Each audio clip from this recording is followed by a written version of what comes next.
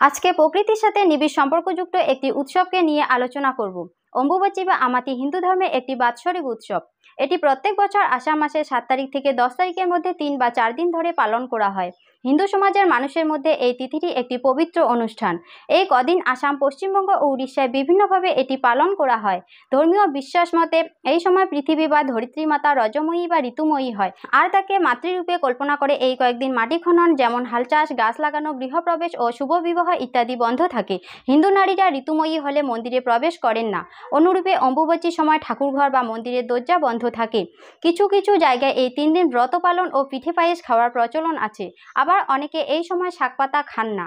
এছাড়াও জানা যায় আগেকার আমলে মুনি ঋষি ও পুরোহিত ব্যক্তিরা এই সময় মাটিতে পা রাখতেন না, বিশেষ প্রয়োজনে খড়ম ব্যবহার করতেন। আসামের কামাখ্যা মন্দিরে এই উৎসবকে কেন্দ্র করে বিশাল মেলা হয়। এখানে মন্দিরের গর্ভগৃহ থেকে লাল রঙের তরল বা ধরিত্রী মাতা রজস্রাপে রক্ত বের হয়। উড়িষ্যায় এই উৎসবকে রজ উৎসব বলা হয়। রাজবংশী সম্প্রদায়ের মানুষের মধ্যে বাড়ির সকলের গরুর কাঁচা দুধ খাওয়ার রীতি আছে। এই দুধ খাওয়ার মূল কারণ সর্পভয় নিবারণ।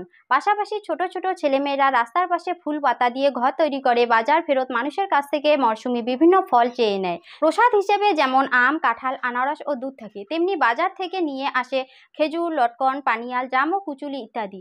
এই 3 বা 4 দিনের শেষের দিন ঠাকুরকে নৈবেদ্য বা পূজা দেওয়ার প্রচলন আছে, যাকে আমাতি পাড়না বা অম্বুবাচী নিবৃত্তি বলা হয়। বৈজ্ঞানিকভাবেও এই রীতির যুক্তি আছে। এই সময় সাধারণত প্রবল বর্ষণ হয়, তাই মাটি কাটলে মাটি ক্ষয় হতে পারে। আবার খাল বিল জলে ভরার কারণে ও চারপাশে ঝোপঝাড় জঙ্গল বৃদ্ধি পাওয়ার দরুন সর্পভয় থাকেই। এছাড়াও এই সময় বিভিন্ন রোগ ব্যাধির উপদ্রবও বাড়ে। এসব থেকে মুক্তির জন্য শরীরের অনাক্রমতা বৃদ্ধির প্রয়োজন। এ কারণে দুধ ও বিভিন্ন ফলমূল খাওয়া আবশ্যক। আবার সবার বাড়িতে এই ফলমূল থাকে না, তাই বাজার ফেরত মানুষের সাহায্যে এই ঘাটতি পূরণ হয়।